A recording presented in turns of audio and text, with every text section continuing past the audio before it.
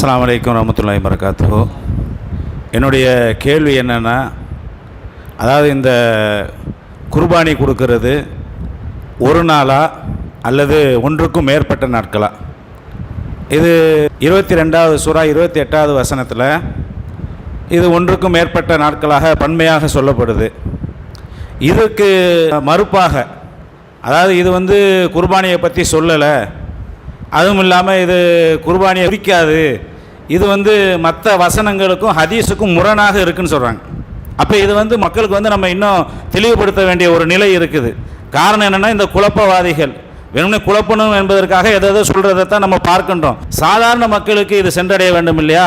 அதனால் இந்த கருத்துக்களை நம்ம தொடர்ந்து சொல்ல வேண்டிய ஒரு நிலை இருக்குது. அதனால் தெளிவுபடுத்துங்க இன்ஷா அல்லாஹ். அதாவது குர்பானி சம்பந்தமாக தான் கேட்குறாங்க.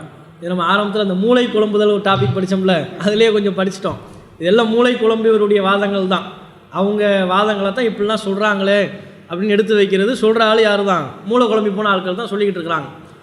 முதலாவது அந்த அத்தியாயத்தில் 22ல் 28 அந்த வசனம், இந்த வசனத்தில் தான் நம்ம என்ன செய்கிறோம்னா, குர்பானி நம்ம கொடுக்குறோம்ல, துல்ஹஜ் பிறை 10 அதுவும் குர்பானி கொடுக்குறோம். 10 போக 11, 12, 13, பிறை 11, 12, 13, மொத்தம் எத்தனை நாள் குர்பானி கொடுக்குறோம்? 4 நாள். இந்த 4 நாள் குர்பானி கொடுப்பதற்கு ஆதாரம் இருக்குது அப்படிங்கிறது தான் நம்முடைய நிலைப்பாடு. துவக்கத்தில் சில செய்திகளை வச்சு நம்ம சொல்லியிருந்தோம். ஆனால் அந்த செய்திகள் பலவீனமான செய்திகள். அப்போ அந்த பலவீனமான செய்திகள்ங்கிறத நம்ம விளக்கிட்டோம். ஆனால் அது குறித்து வரக்கூடிய செய்திகள் பலவீனமாக இருந்தாலும் குர்ஆனிலேயே பல நாட்கள் குர்பானி கொடுப்பதற்கு ஆதாரம் இருக்கிறது அப்படிங்கிறத நம்ம குர்ஆனிலிருந்தே விளங்க முடியும். இந்த வசனத்தை நம்ம சொல்கிறோம். 22வது அத்தியாயம் 18வது வசனத்தில் அல்லாஹ் சொல்கிறான். அதனுடைய துவக்கத்தில் பார்த்தீங்கன்னா, ஹஜ்ஜை பற்றி மக்களுக்கு அத்தின் ஃபின்னாசி பில் ஹஜ்ஜி, ஹஜ்ஜை பற்றி மக்களுக்கு அறிவிப்பு செய்வீராக அப்படின்னு அப்படி தான் துவங்குது. 27ல் ஹஜ்ஜை பற்றி மக்களுக்கு சொல்வீராக. அவங்க வாகனத்தில் வருவாங்க, ஒட்டகத்தில் வருவாங்க, மெலிந்த ஒட்டகத்தில் வருவாங்க, நடந்து வருவாங்கன்னு அல்லாஹ் பல வாரம் சொல்கிறான். எதுக்காண்டி வருவாங்கன்னு அல்லாஹ் சொல்லும்போது, லியஷ்ஹது மனாஃபி அலஹும் ஓ எதுகுருஸ்மல்லாஹி ஃபி ஐயாமி மஅலூமாத்தின் அலாமா ரஸகஹும் மின் பஹீமத்தில் அன்ஆம். அவர்கள் தங்களுக்குரிய பலன்களை அடைய வேண்டும் என்பதற்காகவும் அதுக்கு வருவாங்க. அதே போல் அல்லாஹ் அவர்களுக்கு வழங்கிய கால்நடைகளின் மீது குறிப்பிட்ட நாட்களில், அறியப்பட்ட நாட்களில் அல்லாஹ்வுடைய பெயரை கூறுவதற்காகவும் வருவார்கள். பலன்களை அடைவதற்கும் வருவார்கள். அல்லாஹ் உங்களுக்கு கால்நடை கொடுத்துருக்கிறான்ல, அந்த கால்நடைகளின் மீது அல்லாஹ்வுடைய பெயரை குறிப்பிட்ட அறியப்பட்ட நாட்களில் சொல்வதற்காகவும் வருவார்கள் அப்படின்னு அல்லாஹ் சொல்கிறான். அப்போ இதைத்தான் நம்ம சொன்னோம். இதில் அல்லாஹ் பயன்படுத்தியிருக்கிற வார்த்தையை பாருங்கள். ஒ எதுகுருஸ்மல்லாஹி ஃபி ஐயாமி மஅலூமாத், குறிப்பிடப்பட்ட நாட்களில் அல்லாஹ்வுடைய பெயரை கூறுதல். எதன் மீது? அலாமா ரஸகஹும் மின் பஹீமத்தில் அன்ஆம், கால்நடைகளில் அல்லாஹ் அவர்களுக்கு வழங்கியிருக்கிற கால்நடைகளின் மீது அல்லாஹ்வுடைய பேரை சொல்கிறதுக்காக வேண்டி. கால்நடைகளின் மீது அல்லாஹ்வுடைய பேரை சொல்கிறதுன்னு சொன்னாலே அதுக்கு என்ன தான் அர்த்தம்? அறுத்தல்னு அர்த்தம். குர்ஆனில் பல இடங்களில் நீங்கள் பார்க்கலாம். பல இடங்களில் கால்நடைகளின் மீது நீங்கள் அல்லாஹ்வுடைய பேரை சொல்லுங்கன்னா அது என்ன அர்த்தம்? அது மேலே ஏறி உட்கார்ந்து அல்லாஹ்வுடைய பிஸ்மில்லான்னு சொல்கிறது இல்லை. அது அறுக்கும்போது பிஸ்மில்லா சொல்லி அருங்கன்னு அர்த்தம். அல்லாஹ் சொல்கிறான், ஃபகுலூ மிம்மா துக்கிரஸ்முல்லாஹி அலைஹி, எந்த கால்நடைகளின் மீது அல்லாஹ்வுடைய பேர் சொல்லப்பட்டதோ அதையே உண்ணுங்கள். அப்படின்னா அது மேலே ஏறி உட்காந்து பிஸ்மில்லா சொன்னதை சாப்பிடுங்கன்னு அர்த்தமா? எதை அறுக்கும்போது பிஸ்மில்லா சொல்லப்பட்டுச்சோ அதை சாப்பிடுங்க. ஒலா தஅகுலூ மிம்மா லம் யுதுக்கரிஸ்முல்லாஹி அலைஹி, அல்லாஹ்வுடைய பெயர் கூறப்படாதவற்றை நீங்கள் உண்ணாதீர்கள். எதை அறுக்கும்போது பிஸ்மில்லா சொல்லப்படலையோ அதை நீங்கள் சாப்பிடாதீங்க. அப்போ இந்த கால்நடைகளின் மீது அல்லாஹ்வுடைய பெயரை கூறுதல் வந்தாலே அது எதை பற்றி பேசுது? அறுத்தல் தான். இந்த வசனத்துலேயும் அறுத்தல். ஹஜ்ஜை பற்றி அறிவிப்பு செய்யுங்கன்னு துவக்கத்தில் வந்து விட்டது. 27 பலன்களை அடைவதற்காக 28ல் வருது. அதே 28 எதுவும் வந்துருச்சு? அறியப்பட்ட நாட்களில் கால்நடைகளின் மீது அல்லாஹ்வுடைய பேரை சொல்கிறார். அப்படின்னா கால்நடைகளை அறுப்பதற்காக. அப்போ இது எது? குர்பானியை பற்றி பேசுது. கால்நடைகளை ஹஜ்ஜில் கால்நடைகளை அறுப்பதுன்னா அது என்ன? குர்பானி தானே. குர்பானியை பற்றி பேசும்போது ஃபி ஐயாமி மஅலூமாத், அறியப்பட்ட பல நாட்கள். யௌமுன்னா ஒரு நாள், ஐயாம்னா என்ன? பல நாள், பன்மை. மஸ்ஜித்னா ஒரு மஸ்ஜித், பள்ளிவாசல். மசாஜித்னா பல பள்ளிவாசல். அன்னல் மசாஜித லில்லா, பள்ளிவாசல்கள் எல்லாமும் அல்லாஹ்வுக்குரியதுங்கிறோம்ல. அது மாதிரி ஃபி ஐயாமி மஅலூமாத், மஅலூமாத் அறியப்பட்ட பல நாட்களில் கால்நடைகளை அறுப்பதற்காக ஹஜ்ஜிக்கு வருவாங்க, நீங்கள் மக்களுக்கு சொல்லுங்க நல்லா சொல்லிடுறான். அப்போ இந்த வசனம் தெள்ள தெளிவாக ஒரு கருத்தை சொல்லுது. என்ன கருத்து? குர்பானி கொடுப்பதற்குரிய நாட்கள் அறியப்பட்ட நாட்களாக இருக்குது, ஒன்றுக்கும் மேற்பட்ட பல நாட்களாக இருக்குது. பல நாள்னு சொல்கிறதா இருந்தாலே ஒன்றுக்கு மேலே இருந்தால் தானே முடியும். அப்படி சந்தேகத்துக்கு இடமில்லாத வகையில் இந்த வசனம் சொல்லிருச்சு. இதை நம்ம இப்போ சொல்லலை, இதுக்கு முன்பும் இதற்கு இந்த ஹதீஸ் இது தொடர்பாக வரக்கூடிய ஹதீஸ் பலவீனம் என்று நாம் அறிவிப்பதற்கு முன்பும் இந்த வசனத்தை நம்ம பேசியிருக்கிறோம். நம்முடைய இணையதளங்களில் நீங்கள் பார்க்கலாம், கட்டுரைகளாக எழுதியிருக்கிறோம். குர்பானியை பற்றி, குர்பானியின் நாட்கள் எவை அப்படிங்கிறது பழைய கட்டுரையில் ஏகத்துவத்தில் 2005 நினைக்கிறேன், அப்போதைய ஏகத்துவத்தில் நம்ம எழுதும் போதே குர்பானிக்குரிய நாட்கள் பல நாட்கள் இருக்குது. துல்ஹஜ் பிறை 10, அதை தொடர்ந்து வரக்கூடிய 11, 12, 13 ஆக 4 நாட்கள் குர்பானி கொடுக்கலாம். அதுக்கு எது ஆதாரம்? இந்த வசனம் ஆதாரம்னு இந்த வசனத்தை நம்ம போட்டிருக்கிறோம். அப்போ இந்த வசனத்தை குர்பானிக்கு ஆதாரமாக காட்டுவது என்பது புதுசாக உள்ள 2021 நம்ம சொல்லலை, 2020 சொல்லலை. எப்போ சொல்லியிருக்கிறோம்? துவக்கத்தில் 2005 என்று நினைக்கிறேன். அப்போதே ஏகத்துவத்தில், அதாவது மூலக்குழம்பு ஆட்கள்லாம் நம்ம ஜமாத்தில் இருக்கும்போதே எழுதப்பட்டது. இந்த வசனத்தை சொல்லி எழுதியிருக்கிறோம். எழுதுனது மட்டுமில்லை, ஏகத்துவத்தில் ஒரு கேள்விக்கு பதிலாக எழுதியது மட்டுமல்ல, பேசவும் பட்டிருக்குது. மூலக்குழம்புனாலே பேசியிருக்கிறார். குர்பானிக்குரிய நாட்களை பற்றி வீடியோவில் பேசும்போதே குர்பானிக்குரிய நாட்கள் அது பல நாள், துல்ஹஜ் பிறை 10, 11, 12, 13 பல ஆதாரங்கள் இருக்கிறது. அதில் ஒன்று பாருங்கள், ஒய்துக்குர் ஸ்மல்லாஹி ஐயாமி மாலுமாத்னு இந்த வசனத்தையும் படிக்குது. அப்போ எல்லாத்தையும், அப்போ இந்த வசனத்தையெல்லாம் நம்ம முன்பே பல நாட்கள் குர்பானி கொடுப்பதற்கு இதையெல்லாம் சொல்லிவிட்டு இப்போ என்னவா, ஒரு நாள் தான் குர்பானி எப்படிப்பா கண்டுபிடி? எனக்கு ஒருத்தன் மெசேஜ் அனுப்புனா, இதெல்லாம் ஒரு பதிலாக ஆய்வு பண்ணுறதுக்கு காரணத்தை பாருங்களேன். சரி, மெசேஜ் அனுப்புனா அது என்ன மெசேஜ் பார்க்கணுமா இல்லையா? எவன் மெசேஜ் அனுப்புனாலும் ரிப்ளை பண்ணிடுறதா உடனே? என்ன மெசேஜ் அது? இல்லை, ஒருத்தன் மெசேஜ் அனுப்புனா எனக்கு ஒரு நாள் தான் குர்பானி, இந்த வசனம் இருக்குதே. ஒரு ஓப்பன் திறந்த மனநிலையில் நீங்கள் பார்த்தீங்கன்னா உங்களுக்கே தெரியும், இந்த வசனத்தையெல்லாம் மறந்துட்டு தான் சட்டமே சொன்னது. நம்மளிருந்து போனதுக்கப்புறம் மூளை குழம்பி போய் இந்த வசனத்தையே பார்க்கலங்க. செய்திகள்லாம் பலவீனம் வந்துருச்சா, ஹதீஸுகள்லாம் பலவீனம். அப்போ குர்பானி ஒரே நாள் தான் அறிவிச்சிட்டு போயிட்டார் தலைவர். அதுக்கப்புறம் கமெண்டில் போடுறாங்க, இந்த வசனம் இருக்குதா, யார் போட்டால் தெரியல, யாரோ ஒருத்தர் கமெண்டில் இந்த வசனம் இருக்குதா, இதில் ஐயாமி மாலுமாத்தின் பல நாள்னு வருது.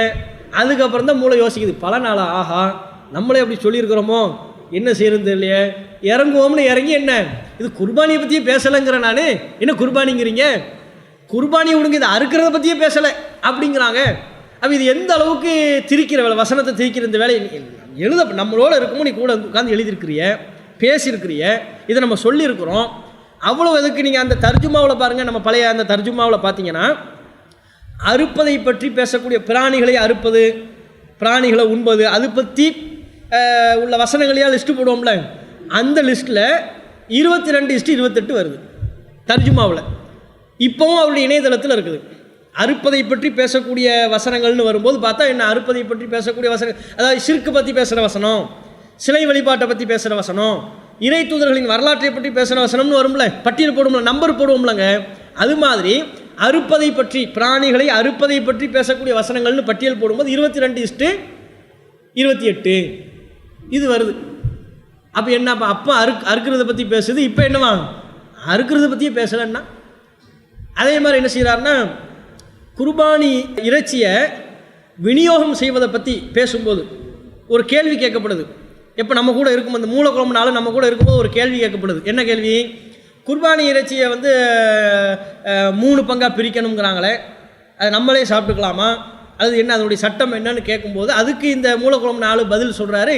இல்லை, குர்பானி இறைச்சியை 3 பங்காக பிரித்து கொடுக்கணுங்கிறதுலாம் இல்லை, நம்மளும் என்ன செய்யலாம், சாப்பிட்லாம், மற்றவங்களுக்கும் கொடுக்கலாம், ஏழைகளுக்கும் விநியோகம் பண்ணலாம், அனைத்துக்கும் அனுமதி இருக்குது. என்ன ஆதாரம்? இந்த வசனம் தான் ஆதாரம். இந்த சட்டத்துக்கு என்ன ஆதாரமா? முன்பு எழுதப்பட்டதில் இந்த வசனத்தில் ஆதாரம். ஏன் இந்த வசனத்தில் அல்லாஹ் அவர்களுக்கு வழங்கிய கால்நடைகளின் மீது அல்லாஹ்வுடைய பெயரை அறியப்பட்ட நாட்களில் கூறுவார்கள் அப்படின்னு வருதுல, அதுக்கு அடுத்து வரும் ஃபகுலு மின்ஹா, நீங்களும் அதிலிருந்து சாப்பிடுங்க, வா அத்இமுல் பாஇஸல் ஃபகீர், தேவையுடைய ஏழைகளுக்கும் நீங்கள் வழங்குங்கள் இப்படின்னு இருக்கு. இந்த வசனத்தை வைத்துக்கொண்டு பாருங்கள், அல்லாஹ்வே என்ன செஞ்சுட்டான், குர்பானி இறைச்சியை பற்றி நம்மளும் சாப்பிட்லாங்கிறான், ஏழைக்கும் கொடுக்கலாங்கிறான், அதனால் நம்மளும் சாப்பிட்லாம், ஏழைகளுக்கும் கொடுக்கலாம். இப்படியும் பதில் எழுதப்பட்டிருக்கிறது. நம்ம இணையதளத்தில் இதுக்குரிய இதெல்லாம் இருக்குது, தரவுகள்லாம் இருக்குது. அப்போ குர்பானி இறைச்சியை விநியோகம் செய்வதை பற்றி கேள்வி எழுப்பப்படுகின்ற பொழுது 22:28 எதை பற்றி பேசுது? அறுக்கிறத பற்றி பேசுது, குர்பானியை பற்றி பேசுது. இப்போ எதை பற்றி பேசலையா? அறுக்கிறத பற்றியே பேசலையா, அந்த ஹஜ்ஜை பற்றி ஒன்றுமே இல்லையா. அப்படின்னா என்னது இது? இது தேவையற்ற திருகுத்தாளம்னு வழங்குதா இல்லையா? இது வசனத்தை வளைக்கிறது, திரிக்கிற வேலையை பார்க்குறாங்க. அதில் கூடுதலாக தான் என்ன சொல்கிறாங்கன்னா, இப்போ நம்ம அறியப்பட்ட நாட்கள்ங்கிறது அல்லாஹ்வே என்ன சொல்லிடுறாங்கன்னா பல நாள்னு மட்டும் சொல்லாமல், அதுதான் உங்களுக்கே தெரியுமேன்னு அர்த்தம். ஐயாமி மாலூமாத்னால என்ன அர்த்தம்? அறியப்பட்டது உங்களுக்கு தெரியும். மக்கள்கிட்ட எது அறியப்பட்டிருந்தது, ரசூலுல்லாஹ்விடத்தில் நபிகள் நாயகம் இருந்த பொழுது சஹாபாக்களிடத்தில் எது அறியப்பட்டிருந்ததோ அதனை அல்லாஹ் அங்கீகரிக்கிறான். அப்போ ரசூலுல்லாஹ்விடத்திலையும் சஹாபாக்களிடத்திலையும் அறியப்பட்டிருந்தது எது? துல்ஹஜ் பிறை 10லிருந்து 13. ஹஜ்ஜுக்குரிய நாட்கள் என்று அறியப்பட்டிருப்பது எது வரையிலும் தான்? அதாவது பிறை 10, 11, 12, 13 வரையும் தான் ஹஜ்ஜி. 13க்கு மேலே ஹஜ்ஜின் எந்த கிரியையும் கிடையாது. 13ஓட முடிஞ்சு போச்சு. அப்போ மொத்த ஹஜ்ஜுக்குரிய நாட்கள் அறியப்பட்ட நாட்கள் என்பதை பிறை 13 வரையிலும் தான். இதில் அறுப்பதை எப்போது துவங்கணும்னு அல்லாஹ் சொல்லிட்டான், ரசூல் சொல்லிடுறாங்க. எப்போ தான் துவங்கணும்? பிறை 10 தான் துவங்கணும். தொழுகைக்கு பிறகு தான் துவங்கணும். தொழுகைக்கு முன்பு அறுத்திருந்தா அது அவர் வீட்டுக்கு தான் அறுத்தாரே ஆகுமே தவிர குர்பானிக்கு அறுத்தாருன்னு ஆகாதுன்ட்டாங்க. அப்போ எப்போது துவங்க வேண்டும் என்று சொல்லப்பட்டு விட்டது, முடிவு சொல்லப்படலை. இந்த வசனத்தில் வந்துருச்சு. அறியப்பட்டது எது வரையும்? பிறை 13 வரையிலும் தான் ஹஜ்ஜில் அறியப்பட்ட நாட்கள். அதில் அறுப்பதற்கென்று அறியப்பட்ட நாட்கள் 10 தொழுகைக்கு பிறகுலேருந்து 13 முடிய. இப்படின்னு நம்ம சொன்னோம். இது என்னவா? இதெல்லாம் தப்பு. இது முரணாக இருக்குது. என்ன முரணாக இருக்குது? இந்த வசனத்துக்கு விளக்கம் சொல்ல முடியலை. அடுத்து இன்னொரு வாதத்துக்கு தாவுறது. என்ன வாதம்னு சொன்னால், இல்லை ஹஜ்ஜில் ஹஜ்ஜிக்கும் குர்பானிக்குமே சம்பந்தம் கிடையாது. நீங்கள் எப்படி இந்த வசனத்தை ஹஜ்ஜுக்குரியதுன்னு சொல்லுவீங்க, நீங்கள் எப்படி குர்பானிக்குரியதுன்னு சொல்வீங்க அப்படின்னு கேட்குறாங்க. எதற்கும் சம்மந்தம் இல்லையா? ஹஜ்ஜுக்கும் குர்பானிக்கும் சம்பந்தம் இல்லை. நீங்கள் எப்படி இந்த வசனத்தை குர்பானியை பற்றி பேசுகிறதுன்னு எப்படி சொல்லுவீங்கன்னு கேட்குறாங்க. நபி வழியில் நம்ம ஹஜ்ஜின் புக் எழுதியிருக்கிறாரா? எல்லாம் மூலக்குழம்புன ஆட்களுக்கு அவங்க எழுத்துலேருந்து தான் பார்க்க வேண்டியது. நம்ம இஹ்திலாத்தான ஆளை பற்றி பேசுகிறோம்ல, முன்னுக்கு பின் மாற்றி பேசுவாங்கன்னு. நபி வழியில் நம்ம ஹஜ்ஜின்னு ஒரு புக் இருக்கா? அதில் குர்பானியை பற்றி பேசப்படுதா இல்லையா?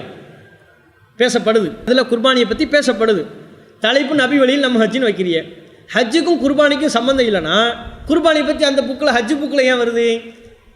அப்போ ஹஜ்ஜுக்கும் குர்பானிக்கும் சம்மந்தம் இல்லைங்கிற இந்த முடிவு எப்போதைய முடிவு? இப்போ நீக்கப்பட்டதுக்கப்புறம் உள்ள முடிவு. எப்படி புத்தகம் தொலைஞ்சு போனதுக்கப்புறம் மூலக்குழப்பம் வருமோ அது மாதிரி இப்போ எப்போ மூலக்குழப்பம் வந்துருச்சு? நடவடிக்கைக்கு பிறகு மூலக்குழப்பம் வருது. ஹஜ்ஜுக்கும் குர்பானிக்கும் சம்மந்தம் இல்லை. சரி, எதை வச்சு சொல்கிறாங்கன்னா ஒரு அம்சம். என்ன அம்சம்? ஹஜ்ஜில் பல வகை ஹஜ்ஜு இருக்குது. ஹஜ்ஜுக்கு போகிறாங்கல்ல, தமத்து என்கிற ஒரு முறையில் ஹஜ் இருக்குது, கிரான் என்கிற முறையில் ஹஜ் இருக்குது, இஃப்ராத் என்கிற ஒரு முறையில் ஹஜ் இருக்குது. மூணையும் நான் டீப்பாக சொல்ல விரும்பலை. இப்படி பல வகை ஹஜ் இருக்குது. இதில் தனித்து ஒருவர் ஹஜ்ஜு செய்யும்போது அவர் குர்பானி பிராணியை அறுக்க வேண்டிய அவசியம் இல்லை. அறுத்தா குத்தம்னு சொல்ல இயலாது. அறுக்க வேண்டிய அவசியம் இல்லை. மற்ற ரெண்டுலேயும் என்ன இருக்குது?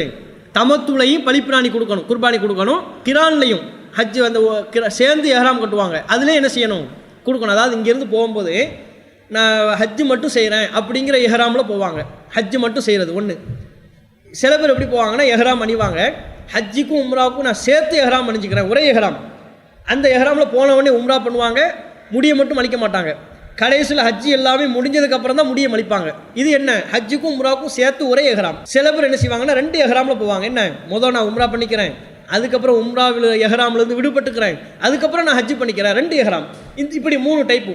இதில் ஹஜ்ஜு மட்டும் செய்ய போகிறார்ல, அவருக்கு குர்பானி பிராணி அறுக்கணுங்கிற அவசியம் இல்லை.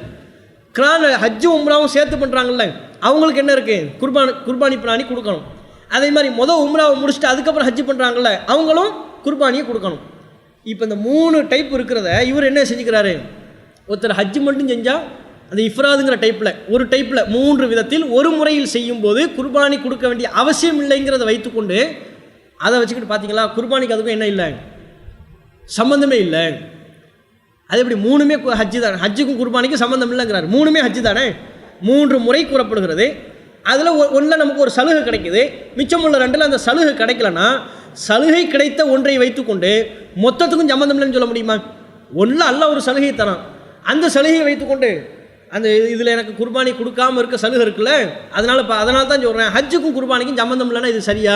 அப்போ இது முழுக்க என்ன தவறான ஒரு வாதம். இப்போ இது மாதிரி நமக்கு நிறைய இருக்கும். இது குறிப்பிட்ட பல தன்மைகள் கொண்டதாக இருக்கும். அதில் ஒரு தன்மையில் ஒரு சலுகை வழங்கப்பட்டிருக்கின்ற பொழுது அதை சட்டத்தை மற்ற விஷயங்களுக்கு என்ன செய்யக்கூடாது? பொருத்தக்கூடாது. இப்போ உதாரணமாக இஷாவில் எத்தனை ரக்காத்து? 4 ரக்காத்து. இதில் முதல் 2 ரக்காத்து என்ன செய்கிறோம்? சத்தமாக ஓதுறோம். அசருக்கு எத்தனை ரக்காத்து? 4 ரக்காத்து. அதை முதல் 2 ரக்காத்து என்ன செய்கிறோம்? சத்தம் இல்லாமல் ஓதுறோம். லுஹருக்கு 4, முதல் 2ல் சத்தம் இல்லை. இப்போ சத்தம் இல்லாமல் ஓதுறோம். 1ல் மட்டும் என்ன செய்கிறோம்? சத்தம் மட்டும் ஓதுறோம். இப்போ இந்த 2ஐயும் குழப்பி அடித்து ஒரு சட்டம் சொல்கிறாரு. என்ன சொல்கிறாரு? சத்தம் இல்லாமல் ஓதுறதுக்கும் தொழுகைக்கும் சம்மந்தமே இல்லைன்னா விளங்குதா உங்களுக்கு? சத்தம் இல்லாமல் ஓதுவதற்கும் தொழுகைக்கும் சம்பந்தமே இல்லை. அது தொழுகையில் உள்ள ஒன்றே இல்லை, சத்தம் போட்டு ஓதுறது மட்டும்தான். என்னப்பா ஆதாரம்? அது இஷாவில் என்ன செய்கிறோம்? சத்தம் மட்டும் தானே ஓதுறோம் அப்படின்னு சொன்னால் அது முறையா? லுஹரை அப்படி தொழும்படி ரசூலா சொன்னாங்க, அசரை அப்படி தொழும்படி ரசூலா சொன்னாங்க, மக்ரிபை இப்படி தொழும்படி ரசூலா சொன்னாங்க, இஷாவை அப்படி தொழும்படி சொன்னாங்க. ரசூலா ஒன்னொன்று எப்படி சொன்னாங்களோ அப்படி நம்ம எடுத்துக்கொள்ளணுமே ஒழிய ஒன்றுக்கு சொல்லப்பட்ட சட்டத்தை வைத்துக்கொண்டு இன்னொன்றுக்கு பொருத்தக்கூடாது. பொறுத்துனா முட்டாள்தனமாக போயிடும். இப்போ எப்படி அந்த தொழுகையில் பெண்கள் குரலை எழுப்பக்கூடாதுன்னு இருக்குல்ல, அந்த சட்டத்தை இன்னொன்றுக்கு பொருத்தலாமா? பாருங்கள், பெண்களினுடைய குரல் மறைக்கப்பட வேண்டியது என்னப்பா ஆதாரம்? சுப்ஹானல்லாஹ்வே சொல்லக்கூடாதே, அல்லாஹ் அக்பரே சொல்லக்கூடாதே, வெளியே போய் பேசலாமா சொல்லலாமான்னா இது சரியா? அதுக்கு சொல்லப்பட்டதுப்பா, அதை போய் இன்னொன்று போய் பொறுத்துறீங்க. அது மாதிரி தான் 3 ஹஜ்ஜினுடைய முறை சொல்லப்பட்டிருக்கிறது. அதில் ஒரு முறையில் அறுத்து பலியிடுவது அவசியம் இல்லை, கூடாது என்று சொல்லப்படலை, அவசியம் இல்லை. மிச்சமுள்ள 2ல் அவசியம் கொடுக்கணும் இப்படின்னு சொல்லப்பட்ட ஒன்றில் இல்லைங்கிறதுனால குர்பானிக்கும் ஹஜ்ஜுக்கும் சம்மந்தம் இல்லைன்னா எப்படி? இது தவறான வாதம். இந்த தவறான வாதத்தின் பேரில் தான் இந்த வசனத்தின் கருத்து நிராகரிக்கப்படுது, மறுக்கப்படுதுங்கிறத நீங்கள் புரிஞ்சுக்கணும். 2வது இறுதியாக அவங்க என்ன கேட்டாங்கன்னா, பாருங்கள், நிறைய உளர்னாங்க. அதில் அவங்க உளர்னது நிறைய பெரிய பட்டியல், எத்தனை தாய்க்கள் நீங்கள் நம்ம அதுக்கெல்லாம் பதில் எழுதியிருக்கிறோம். குர்பானிக்குரிய நாட்கள் எவை அப்படின்னு நம்ம இணையதளத்தில் ஒரு கட்டுரை வெளியிட்டிருக்கிறோம். இப்போ வெளியிட்டதில்லை, ஒரு வருஷத்துக்கு முன்னால். அதில் தான் ஒரு வாதமாக என்ன எந்த அளவுக்குலாம் வாதம் வச்சுருக்கிறாங்கன்னா, அதில் சொல்லப்பட்ட வாதத்தை பாருங்களேன். ஏங்க இவங்க பாருங்கள், குர்பானி பல நாள் கொடுக்கலாங்கிறாங்க. இப்ராஹிம் நபி தானே குர்பானிக்கு பின்னணி யார்? இப்ராஹிம். அவர் எத்தனை நாளுங்க கொடுத்தாரு? ஒரு நாள் தானுங்க கொடுத்தாரு. இப்படி போயிட்டாங்க, மூலக்குழம்புனா மொத்தத்துக்கு போயிடுறது. இப்ராஹிம் நபி எத்தனை நாளுங்க கொடுத்தாரு? ஒரு நாள் தானுங்க கொடுத்தாரு. அவர் 4 நாளாக கொடுத்தாரு. அப்போ இந்த குர்பானி என்கிற வணக்கத்திற்கு, ஹஜ்ஜு தொடர்பான வணக்கத்துக்கு பின்னணியே இப்ராஹிம் நபி தான். அந்த இப்ராஹிம் நபி ஒரு நாள் தான் கொடுத்தாருன்னா நீங்கள் எப்படி 4 நாள் கொடுக்கலாம்னு கேட்குறாங்க. இந்த கேள்வி யார்கிட்ட கேட்கணும்? ரசூல்லாட்ட கேட்கணும். இவங்க ரசூல் ஸல்லல்லாஹு அலைஹி வஸல்லம் அவங்க இந்த நடைமுறையை நமக்கு சொல்லித்தந்தது யார்? அவங்கள தான் நம்ம ஃபாலோ பண்ணுவோம். நம்ம மார்க்கத்துக்கான அத்தாரிட்டி ரசூல்லா. அதை நம்ம இஷ்டத்துக்குரிய ஒன்றையாக நம்ம செஞ்சுக்கிட்டு இருக்கிறோம். மார்க்கத்துக்கு அத்தாரிட்டி ரசூல்லா. இப்ராஹிம் நபி இதை செஞ்சாங்கிறத நமக்கு ரசூல்லா தான் சொல்லி தந்தாங்க. அவங்க சொல்ல போய் தான் தெரியும்.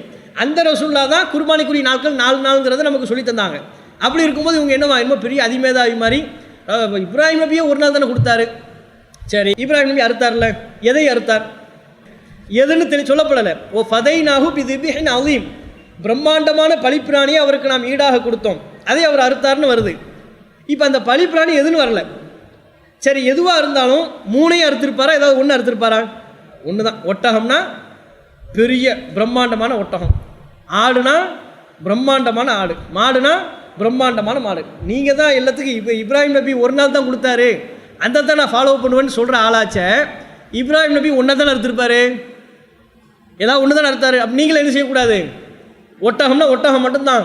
ஆட்டுக்கும் குர்பானிக்கும் சம்பந்தம் இல்லை, மாட்டிற்கும் குர்பானிக்கும் சம்பந்தம் இல்லை. என்னப்பா இப்படி சொல்றிய? இப்ராஹிம் நபி என்னங்க ஒரு நாள் தானே அறுத்தாரு? இப்ராஹிம் நபி ஏதாவது ஒன்றத்தானே அறுத்திருப்பாரு, 3ஐயும் அறுத்தாரு அப்படின்னு சொல்லணுமா இல்லையா? இப்ராஹிம் நபிக்குன்னு போயிட்டு அப்படி தானங்க போகணும். இப்ராஹிம் நபி பின்னணி அதை மறுக்கவே இல்லை. ஆனால் அதனுடைய உள் சட்டங்கள், உள் விவகாரங்கள் எல்லாத்தையும் நமக்கு யார் சொல்லி தந்துடுறாங்க? ரசூல்லா சொல்லி தந்துடுறாங்க. ரசூல்லா சொன்ன ஒன்றை மறுக்கிறதுக்கு, குர்ஆனில் நமக்கு சொல்லப்பட்ட ஒன்றை மறுக்கிறதுக்கு எங்கே போகக்கூடாது? இப்ராஹிம் நபிக்கு நீ போகக்கூடாது. அது தவறான அணுகுமுறை, திசை திருப்பல் வேலை, ஏமாத்துற வேலை, மண்டைக்கும் மூளைக்கும் சம்மந்தம் இல்லாதவனுடைய பேச்சுன்னு அர்த்தம். அப்போ இப்ராஹிம் நபி அறுத்தாருன்னு அங்கே போனால் சரி, இப்ராஹிம் நபி எதையா ஒன்றை அறுத்தாலும் எதை ஃபதைனாஹு பிதிபிஹின் அஸீம், பிரம்மாண்டமான பலிப்பிராணியை நாம் ஈடாக கொடுத்தோம். அப்போ பிரம்மாண்டமானதை அறுத்தார்.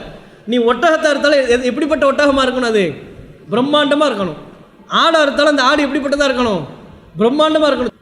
அறுக்க வேண்டியது என்றால் பிரம்மாண்டமானதை அருங்கள். ஏன் இப்ராஹிம் நபி பிரம்மாண்டமானதை தானே அறுத்தார்னு சொல்ல முடியுமா? அப்போ இப்படி சம்மந்தமே இல்லை, மண்டைக்கு மூளைக்கு சம்மந்தம் இல்லாத வாதம். அது மாதிரி தான் என்ன சொல்லிடுறாங்கன்னா, அவங்க கேட்ட இறுதி அந்த தகவல் பாருங்கள், ஒரு நாள் தாங்க குர்பானி. என்னங்க ஆதாரம்? ரசூல்லா துல்ஹஜ் பிறை 10ஆம் நாளில் கேள்வி எழுப்புனாங்க. என்ன கேள்வி எழுப்புனாங்க? இது எந்த நாள் அப்படின்னு கேட்கும்போது சஹாபாக்கள் அல்லாஹு ரசூலுஹு ஆலம்ட்டாங்க. அப்புறம் ரசூலா என்ன சொன்னாங்க? ஹாதா யௌமுன் நஹர். இது என்னவா? அது கேள்வி எழுப்பல, இது நஹருடைய நாள் என்று நபிகள் நாயகம் சொல்லியிருக்கிறாங்க. யௌமுன் நஹர் அப்படின்னு துல்ஹஜ் பிறை 10ஆம் நாளுக்குத்தான் யௌமுன் நஹர் என்று சொல்லப்படுகிறது. நஹர்னா அறுக்கிறது. அப்போ அறுத்தலுக்குரிய நாள் என்று எந்த நாளுக்கு தான் சொல்லப்படுதான்? 10ஆம் நாளுக்கு தான் சொல்லப்பட்டிருக்குது. அப்போ 11 யௌமுன் நஹர் அல்ல, 12 யௌமுன் நஹர் அல்ல, 13 அல்ல. இது ஒரு தீர்ப்பு. யௌமுன் நஹருங்கிற அந்த பேரை வச்சுக்கிட்டு பாருங்க, யௌமுன் நஹர்னு அறுக்கிற நாள் தானங்க. ரசூல்லாவே 10ஆம் நாளுக்கு தானங்க யௌமுன் நஹர்ன்னு இருக்கிறாங்க. இவங்க என்ன 11க்கு போட்டுக்கிட்டு அறுத்துக்கிட்டு இருக்கிறாங்க, 12க்கு நீங்கள் எப்படி அறுப்பியணுமோ இவர் என்னமோ பிறக்கும் போதே 10 மட்டும்தான் அறுத்துக்கிட்டு இருந்த மாதிரியும், அப்படி ஒரு கருத்தே அவருக்கு தெரியாத மாதிரியும், இவங்க எப்படி உட்காந்துக்கிட்டு 11, 12, 13க்குலாம் அறுக்க முடியும் அப்படின்னு கேட்குறாங்க. இந்த பேர் இருக்குல்ல, பேர் வைக்கிறது, ஒரு நாளுக்கு பேர் வைக்கிறதுங்கிறது அந்த ஒரு நாளில் மட்டும்தான் அதை செய்ய வேண்டும் என்கிற கருத்தை தராது. பல அர்த்தத்தில் ரசூலுல்லாஹ் அந்த பேரை வைப்பாங்க. ஒரு நீண்ட செயல்களை கொண்டதனுடைய தொடர்ச்சி ஒரு நாளில் தொடங்குகிறது என்றால் அது எந்த நாளில் தொடங்குதோ அந்த நாளுக்கு அந்த பேரை வைப்பாங்க. அந்த நாளில் அந்த பேரை கொண்டு அழைக்கப்படுறதுனால மற்ற நாள் இல்லைன்னு ஆகாது. இப்போ உதாரணமாக புனித மாதங்கள் எடுங்க. ரசூலுல்லாஹ் அதே இந்த துல்ஹஜ் மாதத்தை கேள்வி எழுப்புனாங்க, இது என்ன மாதம்? அல்லாஹு ரசூல் ஆலமும். சஹாபாக்கள் இப்படி கேள்வி ரசூலுல்லாஹ் இப்படி கேட்டோடனே சஹாபாக்கள் சொல்கிறாங்க, ஆஹா எங்களுக்கு துல்ஹஜ் மாதம்னு தெரியும், ரசூலுல்லாஹ் கேள்வி எழுப்புறது பார்த்தா அந்த மாதத்துக்கு வேறு ஏதோ ஒரு புது பேர் சொல்ல போகிறாங்களோ நாங்கள் நினச்சோங்கிறாங்க. புது பேர் சொல்ல போகிறாங்க போல இருக்கு அப்படின்னு நாங்கள் நினச்சோம். அப்போ ரசூலுல்லாஹ் சொன்னாங்க ஷஹ்ருன் ஹராம், இது என்ன புனித மாதம்ங்கிறாங்க. அதே வாதத்தை வைங்க, அந்த லாஜிக்கு கூறுகட்ட லாஜிக்கை வைங்க. யோமுன் நஹர் என்று சொல்லப்பட்டு விட்டால் அந்த ஒரு நாள் தான் யோமுன் நஹர், அறுக்கப்பட வேண்டிய நாள், மற்ற நாட்கள் அறுக்கப்பட வேண்டியவை அல்லைன்னா இந்த மாதத்துக்கு என்ன சொல்லப்பட்டிருக்கு? ஷஹ்ருன் ஹராம். அப்படின்னா என்ன? புனித மாதம்.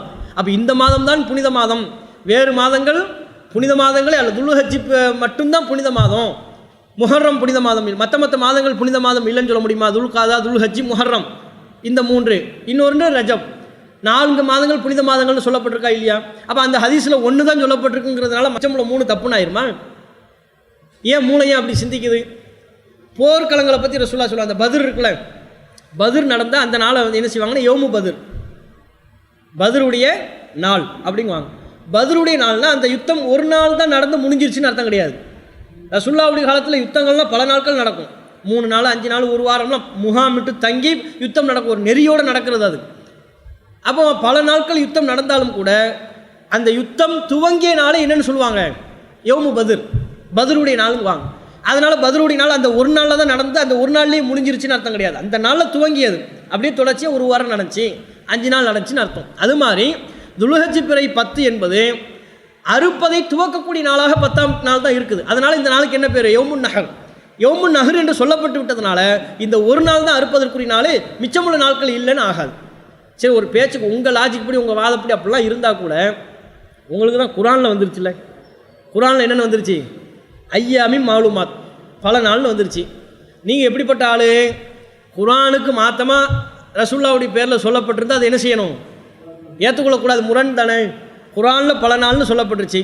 ஒரு பேச்சுக்கு அந்த செய்தியிலெல்லாம் வந்து யௌமுன் நஹர்னு அவங்க வைக்கிற அந்த கூறுகட்ட லாஜிக் படி ஒரு நாள்னு வச்சா கூட உங்கள் கருத்தியல் படி உங்கள் நம்பிக்கையின்படி இந்த வசனத்துக்கு அந்த செய்தி மாற்றமாக இருக்குன்னு தானே சொல்லணும். குரானுக்கு மாற்றமாக இருக்குன்னு தானே சொல்லணும். அப்படி சொல்லாமல் என்னவா அந்த செய்திக்கு இந்த குரான் வசனம் மாற்றமாக இருக்குது. இப்போ இது என்ன உல்ட்டாவாக போய்கிட்டு இருக்குது? அப்படியே போக போக ரொம்ப உல்ட்டாவாக போகுதே. இந்த வசனத்துக்கு அந்த செய்தி மாற்றமாக இருக்குன்னு சொல்லணும். அதுதான் சரியான பார்வை. ரசூலுல்லாஹ் நமக்கு சொல்லி தந்த பார்வை, வேறு எவனும் சொல்லி தந்த பார்வை இல்லை. ரசூலுல்லாஹ்வே நமக்கு சொன்னாங்க, என் பேரில் ஒரு செய்தி சொல்லப்பட்டால் அது நல்லா பார்த்துக்கப்பா, உன் உள்ள மறுக்குதா, எனக்கு அந்த செய்திக்கு சம்மந்தம் இல்லைன்ட்டாங்க. இந்த அளவுகோல நமக்கு நபி சொல்லி தந்தாங்க, ரசூலுல்லாஹ் நம்மளை அப்படி உருவாக்குனாங்க. அப்படி இருக்கின்ற பொழுது இந்த வசனத்துக்கு மாற்றமாக அந்த செய்தி இருந்தால் நீ மறுக்க வேண்டியது எது? அந்த செய்தியை தானே. ஒரு பேச்சுக்கு ஒரு வாதத்துக்கு அதில் மறுக்கிற அம்சம் எதுவுமே இல்லை. இவங்க கூறுகட்டத்தனமாக வளர்றதுனால அப்படி ஒரு தோற்றம் வருதுன்னு வைங்களேன். அவங்க கண்ணுக்கு அப்படி வந்தால் நீ அதைத்தானப்பா மறுக்கணும். அதை விட்டு என்னவா அதுக்கெல்லாம் இந்த வசனம் மாற்றமாக இருக்குது. அதனால் என்ன செய்ய போகிறோம்? இந்த வசனத்தை ஒடிக்க போகிறோன்னா இந்த வசனம் அதை பற்றி பேசலை. குர்பானிக்கும் ஹஜ்ஜுக்கும் சம்பந்தம் இல்லை. இந்த வசனம் அறுக்கிறத பற்றி பேசலை. நீங்கள் அறுப்பது என்றே வைத்து கொண்டாலும் கடைசியில் இப்படி வந்தாலும் அது சும்மா இருக்கிறது.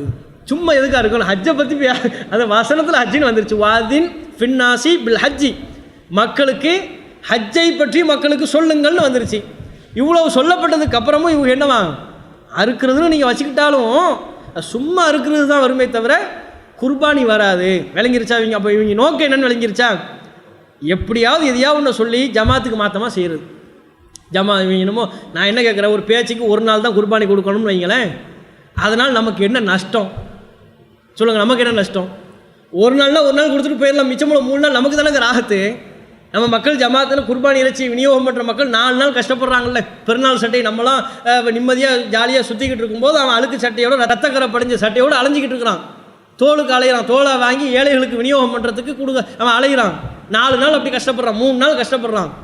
ஒரு நாள் தான் கொடுக்கணும்னா அதை இல்லை நான் 4 நாள் கஷ்டப்படுவோம், நம்ம என்ன இருக்கவா போகிறோம்? எங்களுக்கு ரொம்ப ஈஸி. நம்ம ஜமாத்தை பொறுத்தவரையிலையும் ஒரு நாள் என்று குர்ஆனில் சொல்லப்பட்டிருந்தால், நபிமொழியில் சொல்லப்பட்டிருந்தால் அதை செயல்படுத்திட்டு போகிறது நமக்கு சிக்கலே இல்லையங்க, பிரச்சனையே இல்லையே, நமக்கு இலகுவான ஒன்றாச்சே. இவன் தோலை கொண்டு வாங்க போகிறான், அதில் இவனுக்கு ஒரு சல்லி பைசா கிடையாது. தோலை வாங்க வேண்டியது, அது விற்பனை செய்ய வேண்டியது, விநியோகம் பண்ண வேண்டியது, அந்த தொகையை முழுசாக ஏழைகளுக்கு போய் சேருது. எங்களுக்கு என்ன சிக்கல் அதில்?